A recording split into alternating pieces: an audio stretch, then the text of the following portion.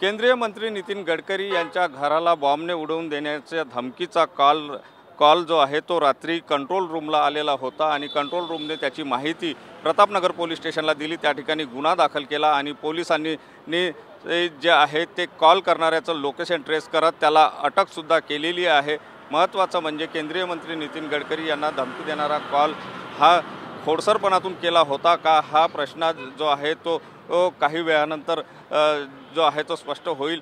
मात्र एकंदर म्हणजे याआधीसुद्धा केंद्रीय मंत्री नितीन गडकरी यांच्या कार्यालयाला धमकी आलेली होती। ते प्रकरण मोठ्या प्रमाणात गाजलेसुद्धा होतं, त्यामध्ये अटकसुद्धा झालेली होती। त्यानंतर आता तर जे आहे ते घराला उडवून देण्याची धमकी देण्यात आलेली आहे। ही धमकी नेमकी खोडसरपणातून होती की कशातून होती याचा तपास पोलीस करत आहे। प्रतापनगर पोलिसांनी गुन्हा दाखल केलेला आहे, आरोपीला अटकसुद्धा केलेली असल्याचं माहिती पुढे येते आहे। कॅमेरामन साईसह सुनील ढगे, TV9 मराठी, नागपूर।